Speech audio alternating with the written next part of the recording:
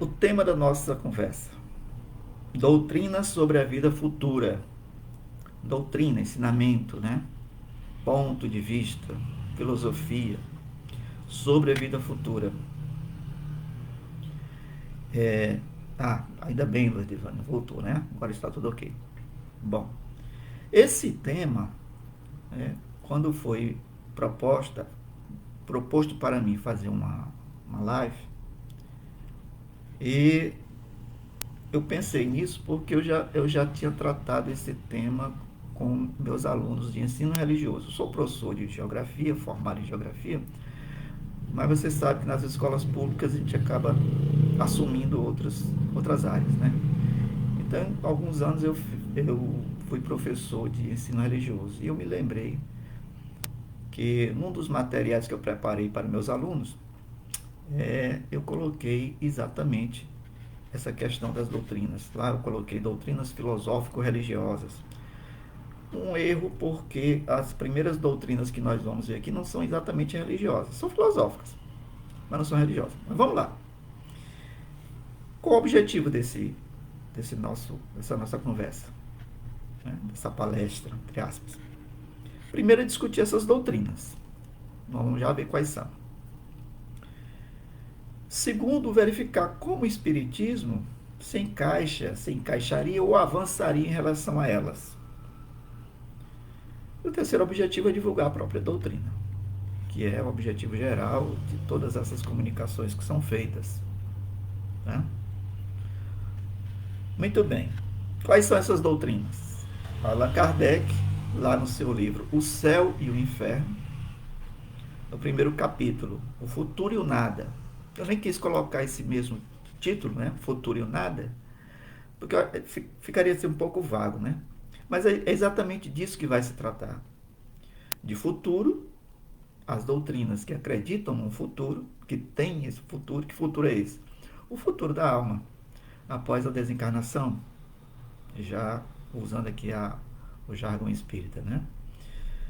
E o nada, porque existem essas doutrinas que, de uma forma ou de outra, não acreditam em nada, depois da morte.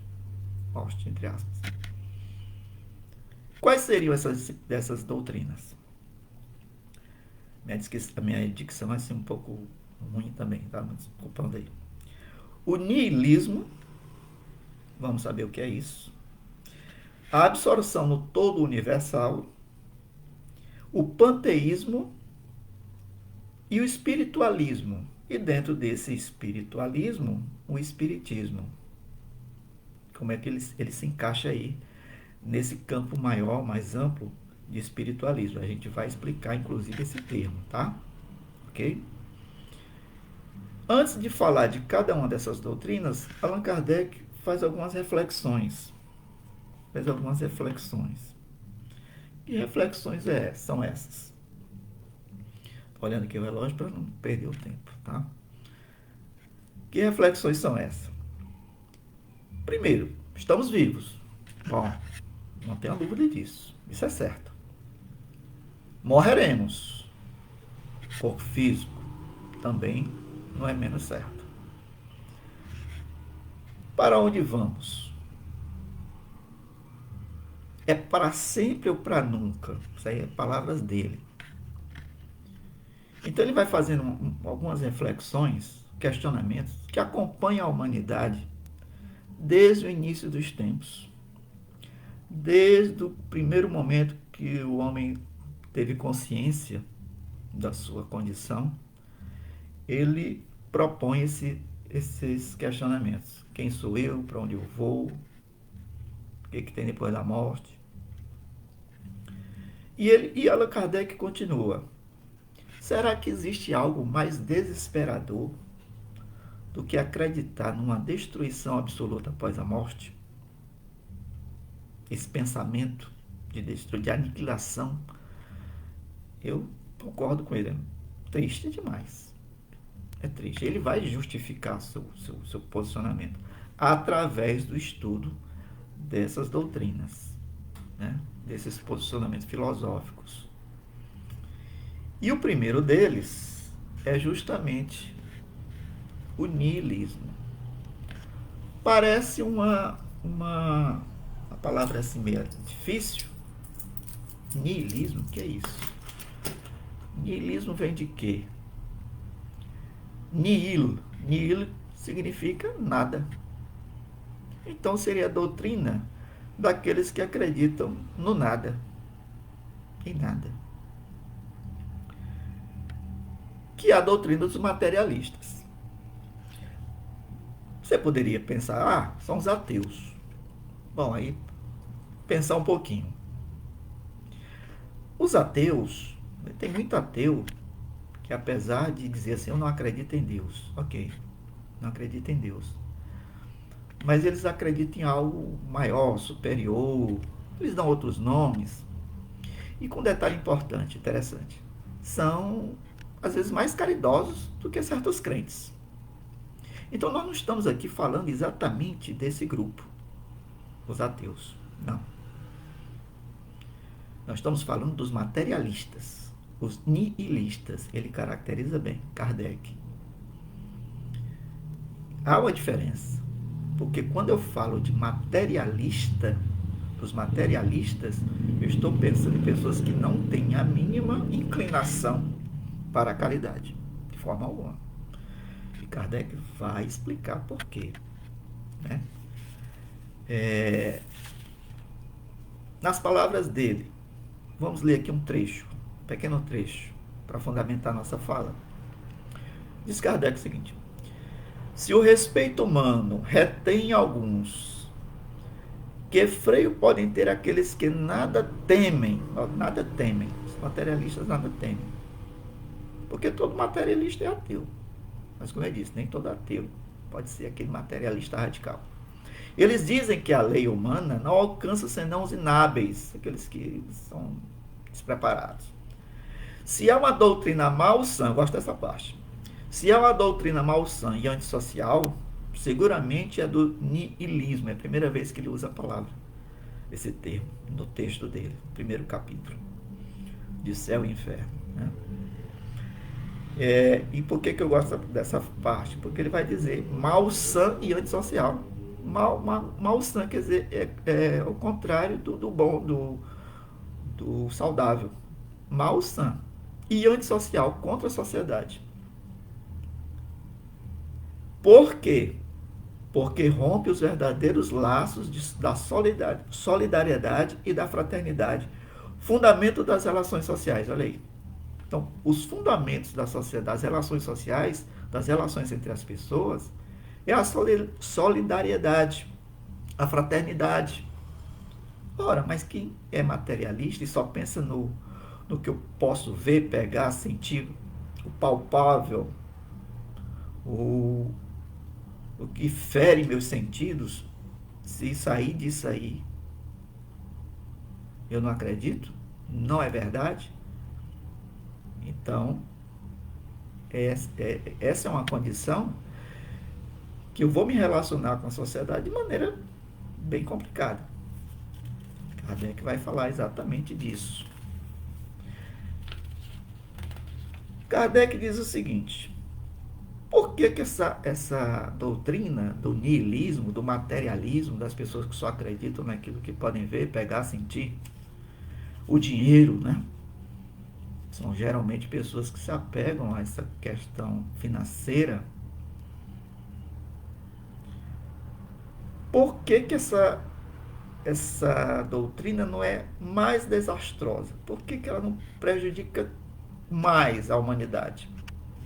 Ele coloca 2 pontos. Primeiro, porque, na verdade, essas pessoas que pensam dessa forma são mais dissimuladas. Elas são mais dissimuladas do que acreditar realmente no que falam, no que dizem. Está entendendo? É da boca para fora, digamos assim. O outro ponto importante é a questão de ser minoria. De ser minoria. Apesar de lá no século XIX, Kardec está falando isso lá no século XIX, ele já está dizendo, olha, essa doutrina ela vai se expandir. Kardec já dava essa ideia. E realmente se expandiu. Não tanto quanto o cristianismo, o judaísmo, as outras religiões. Isso aí nem é religião. As outras doutrinas. E o que a gente percebe? Por exemplo, ali na Europa, eu estava vendo um site outro dia que falava dos países ateus. Né? Os 11 países ateus do mundo, mais ateus. E desses 11 eu percebi que 7 são europeus. Ali fora da Europa, a China, a Austrália, outros que eu não lembro, mas 7 europeus. Principalmente ali na Europa centro-norte da Europa. Países, as pessoas que... Mas aí está falando de ateísmo, né? Já vimos que há uma pequena diferença entre as coisas. Tá? Muito bem. Obrigado, Evani. E a causa da doutrina? Por que existe essa doutrina? Por que ela prosperou? Kardec vai explicar. Primeiro, questão da religião. As próprias religiões tradicionais têm culpa no cartório. Essas explicações teológicas, baseadas em dogmas, sem evidência, baseadas em lendas. Claro que isso aí vai chegar a um ponto em que as pessoas iam mesmo defrontar a razão com a fé cega. E muitos vão fazer uma opção pela razão e não pela fé cega. Claro que aqui eu generalizei, tá? Então vamos ver mais aqui um trechozinho pequeno da obra de Kardec. Essa importante obra que eu gosto. Lógico, a gente deve ler todas essas obras Pentateuco, né? Espírita. Mas eu gosto muito desse Céu e Inferno, apesar de ter passado muito tempo sem ler. Voltei a ler agora. Né?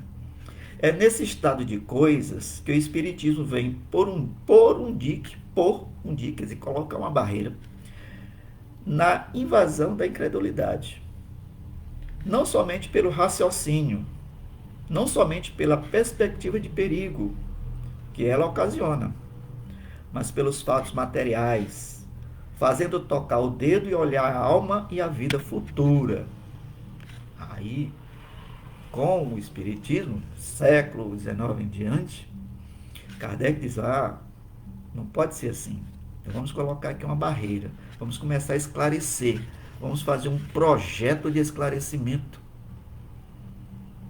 geral, rápido, para não deixar que essa doutrina, que esse ponto de vista siga adiante. Ainda temos muito que avançar, lógico, temos. É um trabalho com um amigo meu de formiguinha, mas vamos avançar, já avançamos bastante. Né? Bom, essa foi a primeira doutrina, tá? O primeiro ponto de vista sobre a questão do futuro da alma. Você vê que o materialista não tem futuro, é uma luz que se apaga, morreu, acabou. Pronto. Tem que viver o hoje, o presente. Agora tem uma outra doutrina que ele chamou de absorção no todo universal. Vamos ver aqui o que é essa absorção. Essa doutrina, ela em princípio nega o materialismo. Não somos materialistas. Por quê? Porque eles acreditam num princípio inteligente fora da matéria. Ou seja, uma alma. Eles não vão chamar de alma. Um princípio inteligente fora da matéria. Existe. Bom, deu um passo a mais, né? Porque os nihilistas tem negócio de alma. Não existe. É princípio ativo, eles usam lá, os nihilistas. Né? Eu estou sempre indo e voltando aqui, me perdoe. Então, agora tem um problema. Como é que surge essa alma? A origem desta alma, desse princípio inteligente. Ele diz o seguinte, existe a matéria universal, está lá o todo universal, e que a alma vai se originar daí, desse todo. Vai se individualizar, vai viver, vai ser uma pessoa, um indivíduo. E quando morrer, esse essa alma volta para o todo, para o ambiente comum, retorna ao foco comum, ou seja, perde sua individualidade. Olha, nós estamos vendo aí uma coincidência aí com a doutrina passada. Vamos ver. Por exemplo, vamos tentar entender essa doutrina. Imagine um tanque cheio d'água, né? Tanque, com água potável. Então você pega um copo, mergulha no tanque, enche o copo, tira, suspende, está ali o indivíduo e sua alma. A alma é a água dentro do copo. Sabe o que acontece com a morte? É só embarcar o copo e a água volta para dentro do tanque. Pronto. Ora, e aí? E aí voltou a tudo ser como era antes. A alma perde a sua individualidade. Essa é a questão. Essa é a questão. É. Vamos fazer aqui um pequeno trecho, novamente, de Kardec. Eu fiz aqui um mapa mental, né? Pra gente não se perder. Que o homem seja mergulhado no nada ou no reservatório comum é a mesma coisa para ele. Se no primeiro caso ele é aniquilado, no segundo perde sua individualidade. É, pois, como se ele não existisse mais. As relações sociais não estarão menos inteiramente rompidas. Quer dizer, em relação ao niilismo, é a mesma coisa em relação à sociedade, né? Em relação às relações sociais. O futuro para ele é sempre nulo. Claro. Depois a alma vai voltar para o universo, para esse todo. Tá? E a vida presente, a única coisa que lhe interessa e o preocupa. Do ponto de vista das suas consequências morais, essa doutrina tão malsã, olha aí, tão malsã, tão malvada, tão diferente de sã, né? Sã é quando a pessoa está bem de saúde. Malsã é quando está doente. Malsã tão desesperadora, tão excitante do egoísmo, quanto o materialismo propriamente dito. Então, o único passo que foi dado aí nessa doutrina foi admitir a existência de uma alma. Mas nem de Deus eles falam. Divindade não entra no cardápio deles, não vai entrar. E Kardec vai fazer então algumas objeções. De novo. Vem cá, ele diz, ele pensa. Essas almas saem todas de um lugar comum. Ok. E por que na realidade elas se assemelham tão pouco na vida, na material? Elas vieram tudo desse mesmo tanque, desse mesmo oceano, como ele coloca lá no exemplo do livro, desse mesmo oceano, essa matéria-prima comum, e as pessoas são diferentes umas das outras. Como é que pode? Alguns poderiam rebater. Educação é o meio. É o meio que faz as pessoas serem diferentes. Kardec não se dá por rogado. Ele vai dizer, olha, e as qualidades inatas? E aquilo que é lá na tenridade, você começa a observar que é diferente. Algumas crianças, né? Os instintos, a inteligência, não é igual. Teria que ser igual. É a mesma matéria-prima. Nós, espíritos, acreditamos que somos feitos de uma matéria-prima universal, sim. Ok, mas não é nesse sentido aqui. Lá o espírito ele é criado para nós, simples e ignorante, e vai então evoluindo ao longo de não sei quantas encarnações. É diferente. É outro papo. Kardec coloca aí outras dificuldades, que nós não temos tempo para discutir passo a passo, né? Então, aqui é uma reflexão bem geral.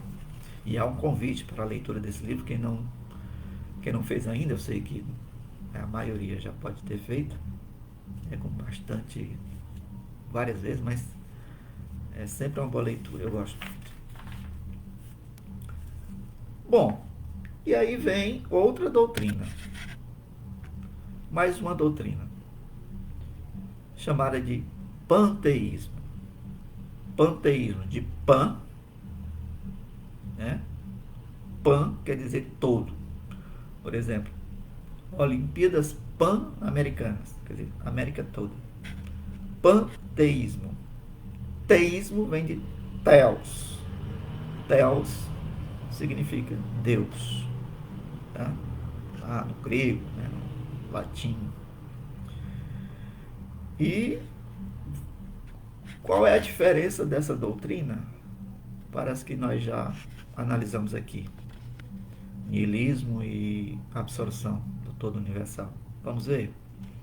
Bom, essa consegue dar um passo novamente, um pouco mais à frente, porque vai acreditar num princípio universal. Um princípio universal inteligente, um princípio universal de vida inteligente. Uma divindade. Pronto, Deus. Vocês vão acreditar aí num Deus. Mas como é esse Deus?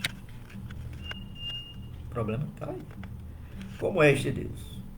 Deus é, ao mesmo tempo, espírito e matéria. Sim, matéria. Deus não é só espírito, é matéria. Quer dizer, não é só algo invisível, imaterial, é também matéria, aquilo que é composto de minerais, madeira, qualquer coisa. Deus é tudo dentro dessa doutrina. E tudo e todos. Aí a coisa começa a ficar complicada. Todos os corpos naturais compõem a divindade. Eu confesso que essa doutrina, ela me é mais complicada de entender. Se você for pesquisar e tal, né, tem vários sites, várias referências falando do panteísmo. Mas de maneira geral é difícil de entender lá. Como é que é esse Deus do panteísmo? No panteísmo, que é tudo, ao mesmo tempo, todas as pessoas. As pessoas individuais são deuses. Eu sou Deus, você é Deus. Né? É assim, vamos ver aqui o que Kardec comenta sobre o panteísmo. Vamos ver ali. Deus é o conjunto de todas as inteligências reunidas. Cada indivíduo, sendo uma parte do todo, ele mesmo é Deus. Nenhum ser superior e independente comanda o conjunto. O universo é uma imensa república sem chefe, ou antes, onde cada um é chefe com poder absoluto. Ora, tá vendo que isso aí é meio difícil de entender mesmo, né? Todo mundo manda em todo mundo. Inclusive são as objeções de Kardec a respeito dessa doutrina, dizendo exatamente isso. Bom, a divindade de Deus já é infinitamente perfeito, ele já é perfeito, é o infinito das perfeições. Como é que o infinito das perfeições vai se dividir em partes imperfeitas, que é cada um de nós? E outra, ainda tem que progredir. Essas partes imperfeitas teriam que progredir, mas Deus não tem que progredir coisa alguma. E outra, mais uma, Deus teria vontades divergentes, porque cada um de nós tem vontades divergentes, acredita em coisas diferentes, tem inteligências diferentes, pontos de vista diferentes, aspirações diferentes. Então é um Deus que tem vontades divergentes. Kardec disse que isso aí não pode. Não pode. E ele vai um pouco mais além, citando algumas consequências dessa doutrina. Se ninguém é dominado por ninguém, vai virar um caos. na sociedade, se essa doutrina fosse levada a sério, né? Mas assim como os nihilistas, os panteístas também são minoria. As pessoas não teriam responsabilidade, diz Kardec. Todo mundo ia querer mandar em todo mundo, ninguém seria mandado por ninguém. E aí, depois que ele faz essa análise das três doutrinas, ele faz um comentário, né?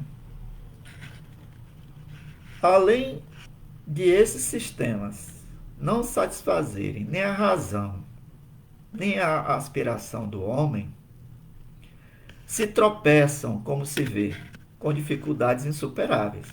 Está vendo aqui, as dificuldades são insuperáveis mesmo. Porque são impotentes para resolverem todas as questões que de fato elas suscitam. Essas doutrinas não conseguem responder aqueles questionamentos iniciais que nós colocamos. Nem as próprias dificuldades que elas suscitam. Não dá para resolver, né? Segundo Kardec.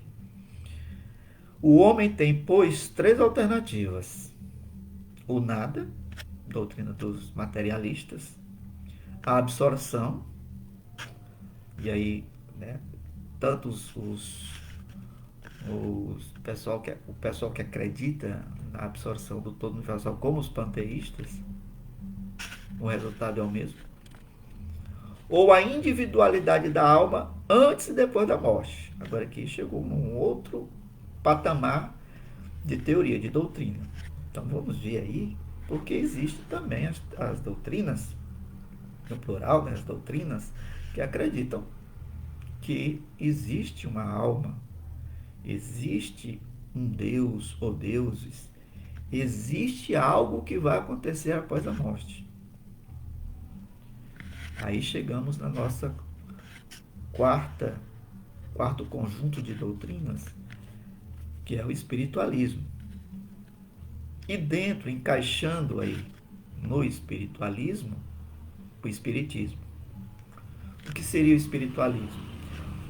Não levando para essa concepção mais moderna de regiões espiritualistas, apenas colocando nesse campo as afrodescendências, as religiões afrodescendentes ou alguma religião esotérica, alguma coisa do tipo. Não. Kardec, quando ele vai descrever o que é uma religião, o que são religiões espiritualistas, todas aquelas que, no mínimo, acreditam na existência da alma, acreditam num Deus ou em deuses e acreditam num futuro, numa versão para essas almas depois da morte, né? Depois da nossa passagem pelo corpo físico. Então, todas as religiões que têm essa base podem sim ser chamadas de espiritualistas, mas o espiritismo vai além. O espiritismo vai se diferenciar do corpo dessas religiões espiritualistas. Porque aqui, quando eu falo de religiões espiritualistas, estou falando de católicos, evangélicos, budistas, hinduístas, né? Umbandistas, tudo é religião espiritualista.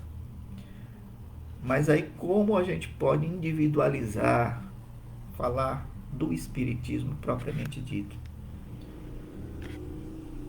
A primeira diferença é que essas religiões, elas, de maneira geral, generalizando aqui um pouquinho, de maneira geral, elas se apegam muito à matéria, né? A matéria, elas veem muito a forma e não o fundo, e não a essência. Se apegam geralmente em dogmas, rituais, hierarquias temporais. E o espiritismo vai fugir desse métier, vai fugir desse padrão. Vai fugir por quê? Porque vai dar respostas outras, vai dar respostas diferentes, vai por outro caminho. O nosso objetivo aqui nessa live não é necessariamente discutir o espiritismo. Para isso nós temos as obras, as leituras que vocês têm em abundância. eu acredito que muitos aqui já sabem, o objetivo principal era mesmo mostrar, descrever essas doutrinas anteriores e mostrar como o Espiritismo se destaca, avançou, e até mesmo dentro das religiões espiritualistas, como ele foi se destacando. Então, quando a gente fala do Espiritismo, nós temos uma outra versão para esse futuro, dessa alma, baseada na lógica, baseada no estudo, na ciência, na pesquisa, que foi feita lá por Kardec. Essa fé dentro do Espiritismo não é a fé cega, muito pelo contrário, é uma fé raciocinada, com base na razão. Está aí grande diferencial. O espírito ele é pré-existente ao corpo físico. E depois que o corpo já não suporta mais, alguma coisa acontece para esse corpo falir, entrar em decadência, enfim, morrer, o espírito continua a sua jornada. Ah, Marcos, mas os evangélicos e os católicos também dão uma versão para a alma. Ou vai para o céu, ou vai para o inferno, ou fica esperando no purgatório. Alguns evangélicos acham que o corpo, aliás, a alma dorme até o juízo final. Não estamos aqui fazendo nenhuma crítica a nenhuma dessas denominações, mas nossa intenção apenas colocando aqui a diferença, né? Então, o Espiritismo vai dizer, não é bem assim não. A alma, né, o espírito encarna, desencarna com a morte do corpo físico e volta para o plano espiritual, a verdadeira morada. É lá que a gente vai continuar sendo nós mesmos, e continuamos sendo nós mesmos, com os nossos defeitos, com nossos pontos de vista. Então é uma versão diferente, é diferenciada, como se diz no popular. Outra questão básica, fundamental para o Espiritismo é exatamente a comunicação entre vivos e mortos. Essa comunicação que é aceita assim, meio de contragosto por algumas denominações, né? Acredita, mas não acredita. Ah, eu tenho medo de alma. Que alma? Não, eu vi um espírito. Que espírito? Você não é espírita? Como é que você está dizendo que está vendo? A gente vê sim esse tipo de coisa, né? Ah, eu tenho medo de alma. Também discuto que eu tenho medo de uma alma em pegar. Vem cá, tu acredita ou não na existência do espírito? Não sei. Fica assim, né? Mas nós temos essas explicações, como eu disse. Através das leituras, da teoria, da doutrina, a gente vai descobrir como é tudo isso. Então, meus amigos, nós estamos aqui nos encaminhando para o final da nossa fala, mas eu queria, antes, colocar um último trecho, rapidão, de Kardec. Ele diz o seguinte: a unificação feita no que concerne a sorte futura das almas será o primeiro ponto de aproximação entre os diferentes cultos. Um passo imenso para a tolerância religiosa primeiro e mais tarde a fusão. Veja que Kardec prevê aí no futuro uma fusão de todas essas doutrinas. Mas antes dessa fusão, tem que haver uma unificação, um acordo em relação ao destino das almas, ao futuro das almas. Quando chegar a esse acordo, quando tiver todo mundo de acordo, aí vai haver a possibilidade disso que ele fala, dessa fusão, né? Com isto, eu me despeço de vocês, agradecendo novamente a espiritualidade amiga, em nome de Jesus, que nos apoiou, que nos direcionou. Eu espero ter contribuído de alguma forma para a divulgação da doutrina, para esses esclarecimentos assim um pouco técnicos, né? A gente fugiu um pouco assim daqueles temas mais sentimentais, nada contra, né? Mas a gente viu aí essas três doutrinas, podemos dizer, né? Esses três pontos de vista em relação ao futuro da alma. Muito obrigado, meus amigos. Gratidão, Kátia, também. É sempre bom falar em gratidão. Uma ótima semana a todos. Muita paz. Deus nos abençoe.